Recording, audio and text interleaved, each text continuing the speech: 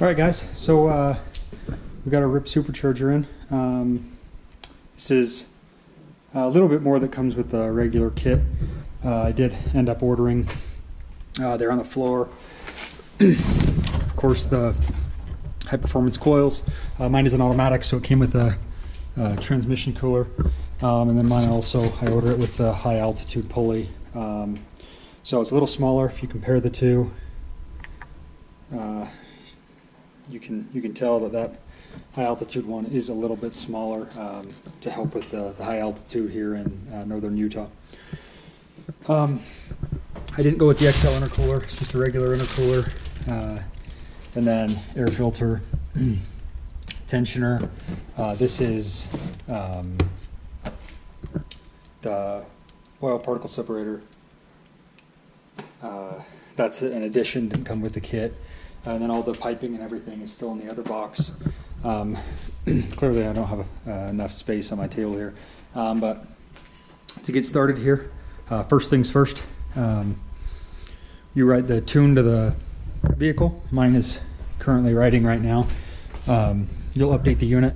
It does come with these fairly awesome instructions, step by step what you have to do. Plug the Diablo Sport i3 into the computer, updated it, and then just following it step by step. It's fairly simple. There's only one tune. All right, so I wanted to give you guys some pointers here. After you do the initial setup here, it'll restart the tuner. Then you'll just come back to tune vehicle, advanced tune. This can get kind of confusing. Tune select, install standard tune. I know it's going to be a custom tune because it's a supercharged vehicle, but they listed it under standard tune. Select PCM tune. We want to select the RIPP supercharger tune. Minimum 83 to 93 octane fuel. Select yes. Please continue. To select a transmission tune. You don't want to tune the transmission. You'll just click skip control unit on this one. So no changes will be made to the transmission. RIPP recommends not tuning the transmission. So you won't need to do that. And then you can just continue through the process here. It says it'll take 30 minutes. Your headlights and everything's off so the battery doesn't die while you're doing this. And then it will continue through. Once this is done, then we can get started on the front here. I'll just show you. Of course, once that's done and tune is in, you won't start it because it's tuned for a supercharger and different injectors. So you won't start it, but you'll disconnect your battery. I can't do that until my tuner is done. Just use a 10 millimeter. I'll take off the negative side and then I'll place a towel between that negative side. Alright guys, so we got that draining out into this bucket. You can just remove the radiator cap, it'll help it flow better. Depends on how you want to make it. Mine makes a mess, it runs all over the sway bar, so mine will just be a slow drain with the cap on. I'll just leave the cap on, will drain slowly, just so it doesn't run everywhere. Once that gets done, then we're gonna remove the air intake. I've got a rough country air intake, so this will be coming off. Then we'll take the coolant reservoir out and this cover off right here of the radiator. I might just pull the grill off while I'm in there. I gotta get this out of the way anyways, and we'll end up getting behind the grill here later on. So with that, you'll just end up pulling your breather hose off, your connector here to get the air intake off. Mine will just pull out after that. It's just rubber grommets at the bottom. It'll just lift right out. To get this guy off, we'll just end up doing these two bolts and then all four of these plastic push pins, and that'll pull this cover off. As far as the coolant reservoir, we'll just end up pulling this hose with these off already, and then this is just set in there, so we'll end up just lifting it out and it'll be completely gone after that. We'll end up putting a new one in. It'll end up sitting right here in front of the intake. Alright guys, so this is where we're at. It's still draining, so I recommend doing that first. The tuner is still tuning, so my battery's not disconnected yet. I recommend you starting that tuner and then going through all this because it does take probably half an hour at least. Same with draining the coolant, it takes a while. So we got all 4 of those quick connects out. There's one over each headlight. You'll just lift this forward, and then you can use a screwdriver and just push down on all of these pins, and then you'll just be able to pull the bottom of the grill out. You won't be able to get too far because you do have your lights connected. I've got switchbacks in here, so mine might look a little different. Just turn and pull out the back. Same with the other side, turn and pull out the back. That'll remove the whole grill fascia, and then you'll have that top cover off the radiator. Then of course the air intake, it was just the 1 bolt on the side here. These 3 bolts just pull out with the bottom of the air intake right there. You do have your breather hose you have to disconnect, and then the 1 bolt on the side of the throttle body. You do have 1 electrical connector on the bottom for your airflow sensor, so don't forget that. Rip it out and damage that. So that's where we're at from here. All right, guys. So now that we got the tuning done and all finished up, finally got that battery disconnected. Still draining slowly on the radiator. You will disconnect your vacuum lines. So you've got these 2. You'll disconnect your map sensor, while disconnect the throttle body, and then take this harness off so it's completely out of the way. After that, there's a few bolts we'll have to take off. There's these bolts right here. There's one on the back.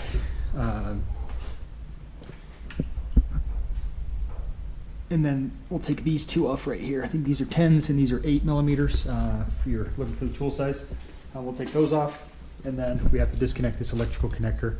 And then of course pull this vent tube off, and that should free up the entire intake manifold here to pull out of the way.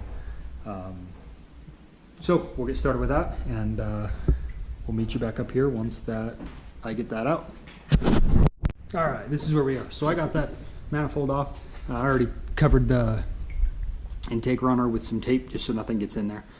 You want to clean everything up a little bit with a vacuum, just so nothing that's loose might fall down in there. I already undid these 3 coil packs. What I did, these can be kind of a pain to get off at times. These don't want to push in.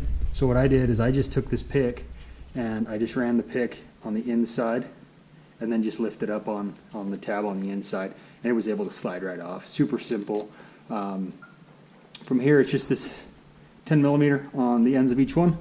I'm going to pull those out. Of course, I'm putting different coil packs in, so those will just come out completely. Pull the spark plugs, and then we'll re-gap the spark plugs. It says 0.032 is what they recommend on this. Once I'm done with this side, I'll put that side back together. Come over to this side. Then you have these 3 right here. 1, 2, 3. Same thing. We'll have to pop that line off just to get that last coil pack out, and then we'll do the exact same thing on this side.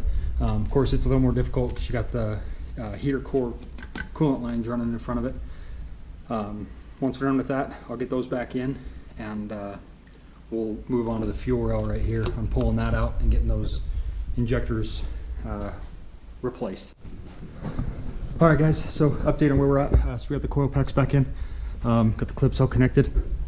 Make sure when you put the spark plugs back in, these ones are gapped to 0.032 because it is supercharged. If it's not, I believe it's 0.043, but double check on that before you gap them to those. Mine were super wore out. Mine were over 0.50, so glad we changed those out. Might as well, we're already in here. Then you'll torque those spark plugs down to 13 foot-pounds. Put the coil packs back on. I couldn't find the torque specs for the coil packs. I don't know that there are any. Just make sure they're tight and secure, and then plug your clips back in. So we're gonna move on to the fuel rail. She'll pull the clip off here. This is gonna have some pressure on it. So be prepared when you go to pull this line off. There will be some fuel that comes out. On the injectors themselves, there is this red clip right here. I end up using a plastic clip tool. I just got under there and then I lifted on each one of them. I was able to get the red clip to lift up, and then you just push on them and pull on the clip. I still got a few to do on the passenger side. This side is a pain, as you can tell. You're fighting with everything. got the harness in the way and these lines.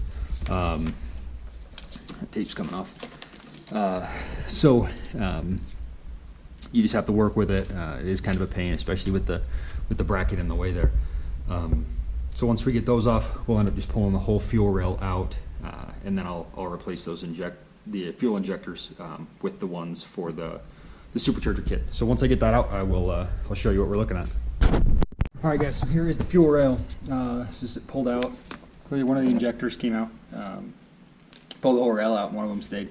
This one's almost out itself.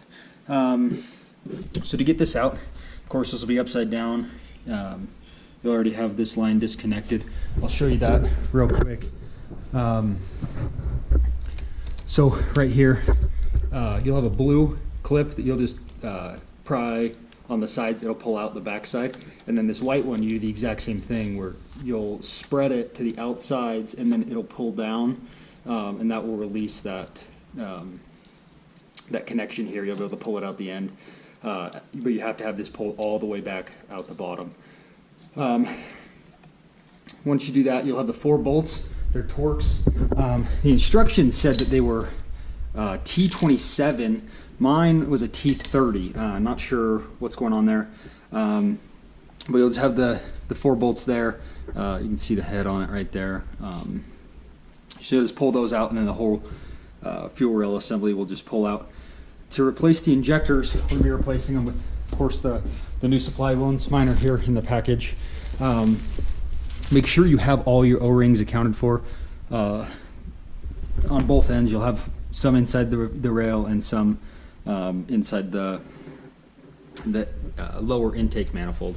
So make sure that you have all 6 accounted for on both ends, so 12 total. And then on your new ones, it has the O-rings on them already, but they ship another set, so you have to switch out one of the ends. I believe it's the green ends.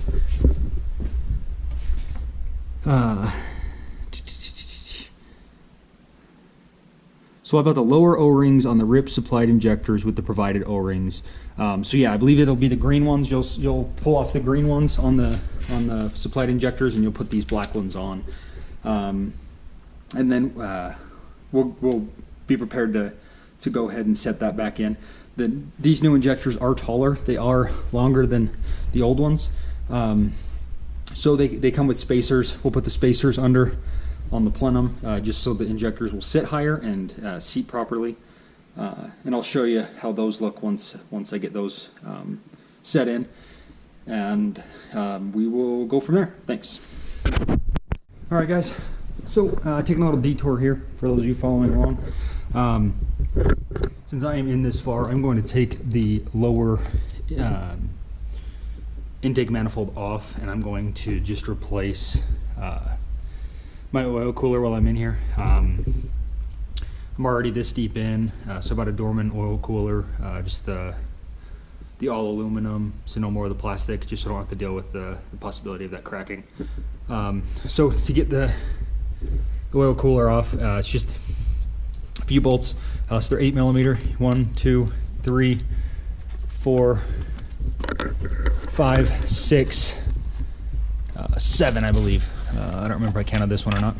So 7 or 8 bolts there, and that is it. We already have the fuel rail out, so it's just those, and we can pull that lower intake manifold. I did pull the drain plug on the oil pan, so the oil is currently draining. So hopefully I don't make too big of a mess pulling this oil cooler, but we'll get that lower intake manifold off and see what we got to do next. All right, so we got that lower intake manifold off. So I'm gonna plug these holes, and I'm gonna start working on pulling that oil cooler. So do you have this coolant line? If you have a pinch off tool, you can pinch it off. I'm hoping that mine doesn't make too big of a mess with me already draining the coolant. Then you'll just disconnect your electrical connectors, and then you've got 5 bolts. So they are inverted Torx. If you do not have a special inverted Torx set, so it shows you the end here. you can use a 12-point socket. It's a 1/4 inch 12-point, and it fits it perfectly. Just so you guys know, you don't need to go buy an inverted Torx just for that. So I'm going to start getting those connectors undone and plug those holes, and then start unbolting that oil cooler. Alright guys, so as you can see, I got that oil cooler out. It is pretty dirty. I got a box full of towels right here, just soaking up that coolant. It does make a little bit of a mess, so be prepared. I have a bunch of towels. So I got to clean up where all those O-rings go. Make sure you clean those up really well, just so it'll have a good tight seal when you put the new one in. So I'm going to continue getting that cleaned up, and then we'll get the new one put together with the O-rings and get it set back in there. Alright guys, so we got that in. Make sure you get those clips, all your electrical connectors and your coolant line back on, and everything's good. It's a long ways back in here if you forget one of those. Then you got your 5 bolts. I'll put all the torque readings in the description, or at least a link to the torques. But I think it's 106 inch-pounds. Came out to like 8.6 foot-pounds. So it's pretty light, but make sure you do put those, torque them down, just so you're not going to have any oil leaks. So from here, we're going to put the gaskets back in the lower intake, clean up the manifold there, and just make sure it has a good seal on that lower intake manifold. I'm going to vacuum out these ports where I've got the brown paper towels. Vacuum those out just in case anything did get in there, and then we'll set that lower intake plenum back in. All right, so we got the injectors all installed. Just make sure you put a little bit of grease on them when you set them back in. And then I got a little bit on the parts that are going to go in the lower intake manifold there. So we're going to set this back in, and then I'll show you those spacers once I get this in, and we can slide those under before we bolt it in. Should go in pretty smooth. Just got to finagle it around that passenger side like everything else. All right, so we got that fuel rail back in. I'm not sure if you guys can see, but there are spacers underneath right here, just white spacers, maybe 1/2 inch, if that, maybe 3/8. And then you'll use the supplied screw heads that come with the kit. You have to use these ones because the other ones are short, because you have to use the spacers. So I set the fuel rails in, didn't press them all the way in, then put the spacers in, and then slid the bolts in, and then just started them so that they wouldn't fall out. You don't want to have to go fish them out of the top of the motor here. So we'll go ahead and get those tightened down. We'll do one more vacuuming of the intake manifold. I'll get all this put back together, vacuum this out, and then we'll continue on putting everything back together, putting the upper intake manifold back on, and continuing buttoning this up so we can move toward the front of the motor here. All right, so we're getting ready to put that upper intake manifold on. So again, double check everything. Make sure you got all the injectors plugged in. Make sure you got all your coils plugged in. Everything's bolted down, everything's tight. You don't want to have to come back and do anything over again. So make sure everything is buttoned up. Of course, these are all loose because they got to get out of the way for the that upper intake manifold. So I'm going to pull these paper towels out. I'm going to vacuum out the lower intake manifold just to make sure if anything did get in there that I get it out, and we'll set the upper intake manifold on. With that, so here's the upper intake manifold. Because that fuel rail sits higher, you do have to do some trimming. So this is the passenger side. Of course, it's upside down. This is the passenger side of the upper intake manifold. There's some braces here that you'll trim off, and then you'll trim a little bit off of this shoulder right here. And the reason is that fuel rail sits higher, and so you have to make a little additional clearance for it. Before we go to put it on, I'll make sure this is all cleaned up. Make sure nothing's in any of these runners from sanding this down, and we'll just set it back on. All right, so we got that upper intake manifold back on. So double check everything. Leaving all of this disconnected, all the vacuum lines, as well as this one, because we're going to have to move those for the supercharger install. Same with your alternator, I'm leaving that disconnected just because I'm going to have to pull the alternator off, just give you more space. And the throttle body, I'm going to have to pull this off to pull the throttle body spacer off, because I'm not going to be using that clearly with the supercharger. The map sensor, you get a new one, so we're going to put a new one of those on. So just go over everything, make sure everything is back. All the electrical connections are clipped. All the clips are where they should be for all the electrical lines, just so they're not dangling off, free floating, whatever you'd like to call it, just so they're clipped up and not going to get caught on anything or wear. So from here, we are going to move on to the radiator. We have to take the electric fan off. So there's two, I believe 8mm bolts on each side, electrical connector, and then it will just slide up and out, just the electric fan. So we're gonna get started on that. I know we're gonna have to do some trimming on it, just on this side, fit the supercharger. So I'll pull this off and then we'll look at what we have to do. So we've got that fan out. It wasn't too bad. Like I said, it was just those two 8mm bolts on either side, the electrical connector, and then it just pulls right out. I was wrong. We're not going to modify the fan yet. The instructions want us to remove the tensioner. So first off, we're going to get the belt off. So use a 1/2-inch breaker bar. It is a gas tensioner.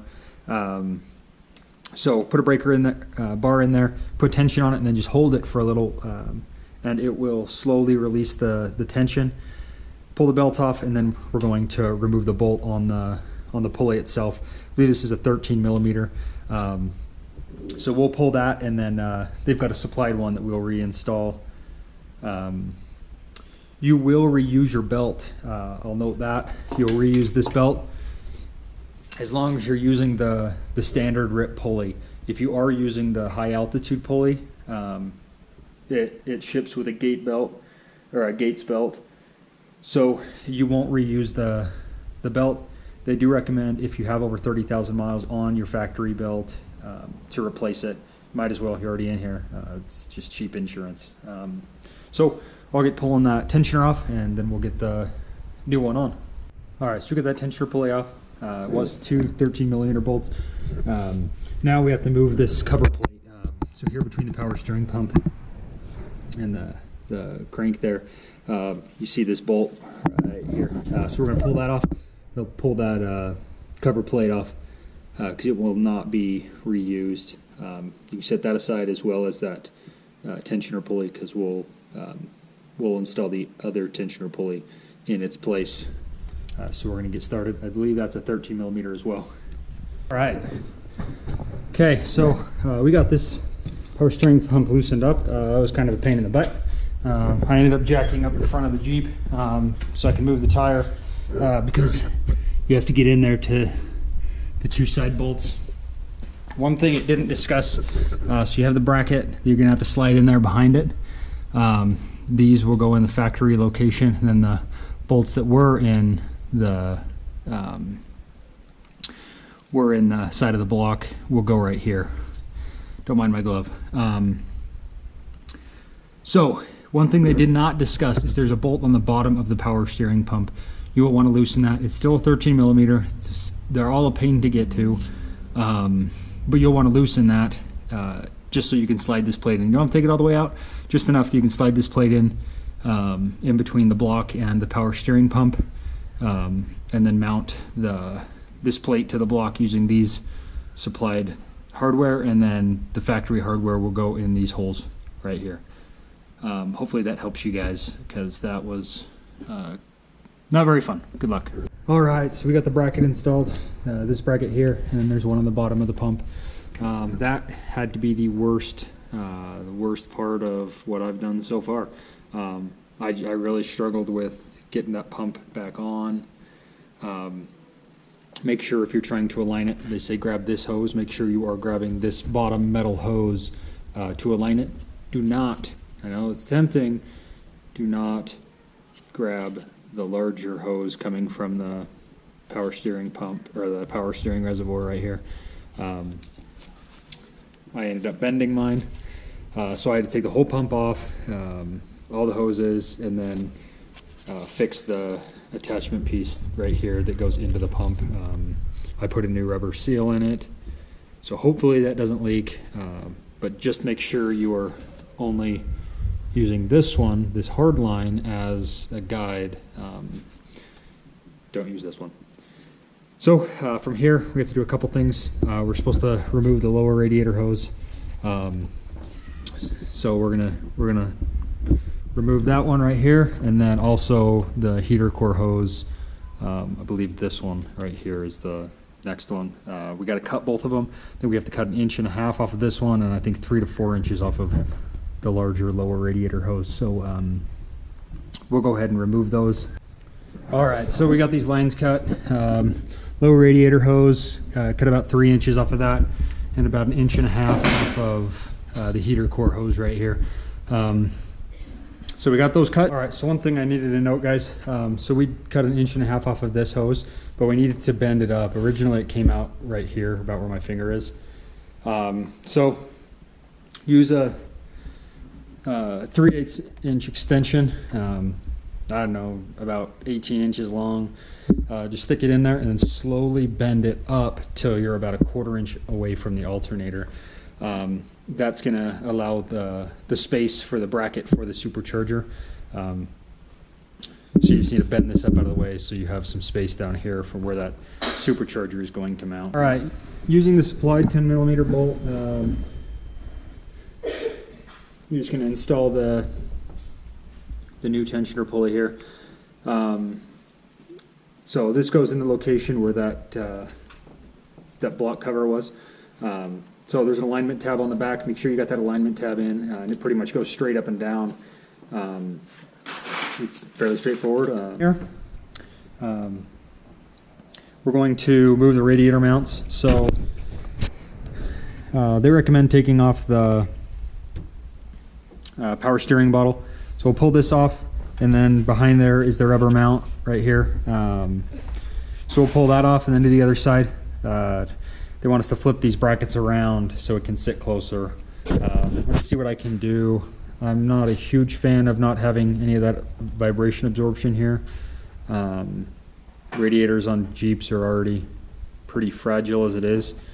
So we'll see what I can come up with, or if I just end up having to do it exactly as they say. So we got these the radiator mounts redone. So you end up just pulling them out and then putting them behind. What that does is it just sucks the radiator closer up to this support here, and same with this other side. Just sucks it up closer so there's more space behind. And then you do have to take off the one power steering bolt just to move it out of the way to get the bushing out. So just put that back. And all right, so we're almost to putting the supercharger on. So we got to remove this alternator. We got to take the bolts off of the alternator and get it out of the way, just so we can prep the area for the supercharger.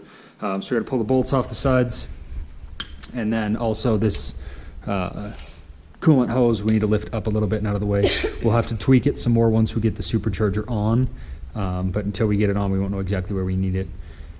So as of right now, we're just going to pull this alternator off and get it out of the way. Hi. Hi. That's Emmett. He's my helper.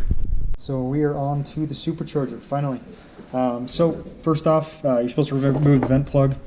This thing was pretty dang tight for being soft metal. It was a pain to get out.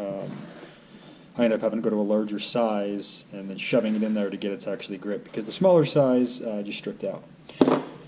Anyways, so you'll take that shipping vent off, or the shipping end off, and then you'll install the dome cap vent. I'm going to be removing this pulley. Use an impact. It's a 14mm, because I am using my high altitude pulley, so I won't be using that one. So we'll put the other one on, and then we're ready to install it onto the front of the Jeep. All right, guys, so we got I already took off the transmission cooler. It's 2 bolts right here, one on the passenger side, and then you'll take the transmission cooler lines off. Mine are underneath here. I put them. It will drip oil, so I put a pan underneath. So you'll pull the cooler off. Mine's right here. That's what it looks like. Make sure it's standing up so it doesn't drain oil out. It's got about a half a quart in there. From there, you'll pull the lines off of the back side. They run right underneath the radiator, and then they'll connect right here. You'll connect those. You'll disconnect these, pull this plastic cover off, and then just use a pick and pull the wire clip off. Once you get that wire clip off, they'll just come apart. Those wire clips fly off, so I'd show you. Oh, there's one right here. All right, so this is the wire clip. So of course that just goes around the hose, and then you'll just pull it off with a pick. But warning, they do come off fast. From there, you'll throw the new transmission cooler. This is for automatics only. I should have said that. If you got a manual, you won't be doing this part. So there's a little foam bushing that you'll run between the condenser and the cooler here. Then you'll just put the plastic push pin all the way through, and then onto the back of the radiator. And just put the other plastic cap over, pull it tight, and then clip off the end. We're going to connect the lines on the other side. It'll run from here under, and then just connect to the factory lines. You'll want this, of course, centered, and then 4 inches from this cross member high. So we'll just get those lines connected, and I think from there we'll be on to the fan and modifying the fan to fit on the back side. Alright guys, so we just got done modifying the fan. So this is the top. These wires originally came out on a plate right here. I just completely removed that plate. So right here there was a runner. I just completely removed that one, and then I cut this one in half, just this way. I just got to free up this area for the piping to come out of the charger there. So I just used the cutoff wheel on a grinder, and then I just ran it under, and then across the top, and just cut it. So I'll clean it up a little bit, round off some of these sharper edges, and we'll get it put back in the Jeep. Alright, so we've got the fan back installed. Just put the 2 bolts back in the side, electrical clip. And once you get that done, I put the intake horn on. It is kind of a pain to get in there, so put your clamp on. You'll have to push it in, and then once it slides on, push it on, wiggle it back and forth. One thing I did notice is there is a little bit of metal in there, just from rubbing it back and forth. So I'm going to vacuum that out. So just make sure you clean that out, and then there's nothing that's going to get sucked in once we get this all done. Just something I noted, so make sure you clean that out. Then I did start on the intercooler. Take the intercooler. There will be 2 covers on each side right here. You'll just use a plastic tab remover, pull the 2 tabs out, and then pull that out. Same with this side. And then I cleaned up this plastic right here, just with a Dremel tool, and right here. It just opens it up a little bit more for putting our fittings in. As far as the intercooler, we got that set in. I need to put this side on, clearly. I was just not updating you guys as I was going, so I stopped. So it just sets right on this cross member. It's got 2 tabs, so you can't really mess it up. Just set it back, and then you'll put these 2 on. As far as the top goes, I'm just going to use self-tappers with a washer, and then I will just go straight into this bar right here. You want it to be as centered as possible, so measure each side, get it as centered as you can. So once you're done with the intercooler, of course you're going to move on to the piping. So you'll just need the long L pipe, and then 2 90s, big 90, or sorry, 190, and then a straight. So of course this one has a bigger end on coming out of the supercharger, smaller end going onto the pipe. Loosely put your clamps on so you can move everything. Should fit. You can see I cleaned this piece up, of course, with the Dremel, like I already said. It just makes it fit a a little better. And then it shouldn't be resting on anything. So there's a little bit of space between the intercooler and the condenser right there. From here, I'm going to stop. Instructions have you continue going around. I have to stop because I need to change out the thermostat, and I don't want to bury it in piping and then have to get in there. So I'm going to stop following the instructions and do the thermostat now, just so I don't have to undo anything to get back in there. All right, so I am putting a 180-degree thermostat in my Jeep. So to do that, this is the old one right here. You can see it sits just like this. All you will do is you will press down on the spring. You can do this with pliers or even your fingers. Just press down, and then you will spin this outside of the plastic clip. When you do that, of course there's tension on the spring, so this and the spring will lift off. Then you'll just pull your thermostat out, put your new one in, and then just push the spring down with the retainer on there, and then spin it back in. Fairly simple. And we're just gonna bolt it back into bolt the housing back up there. All right, guys, we got the rest of the intercooler piping installed. It is a pain, I will tell you that. What I ended up doing is I ended up installing the entire driver's side as one unit, kind of lining it up to what it was going to be, not completely tightening the clamps so I could have a little bit of movement, but they fit so tight that it's hard to get the piping into the boots in the Jeep. So I assembled it all outside the Jeep and then just put it in. As you can see, we got the blow-off valve right here. It is fairly close to the fan, but there's probably 2 inches between the fan and the blow-off valve. It just looks close. Sure, your clamps are all done. You might have to move some of these AC lines out of the way. Just lightly pry on them to bend them up a little bit. Then from here, we should need to get the rest of our connectors done up, and then the map sensor needs to be replaced with the RIPP's map sensor. So we're going to get to that, and there's a check valve that goes right here. We're going to get to installing that as well. So, all right, so next up, we're going to be putting the PCV check valve in here, just so the boost doesn't get pushed back down the crankcase vent. So it comes with a check valve. What you'll want to do is there is an arrow on it, right there. You want that to face the manifold. So it will sit in just like this. We may cut the end of this off. It just presses onto the end of the fitting right here. And then it just has a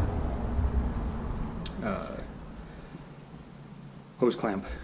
Sorry, I couldn't think of a hose clamp. Has a hose clamp that clamps on around this as well. So we'll put that on and tighten it up.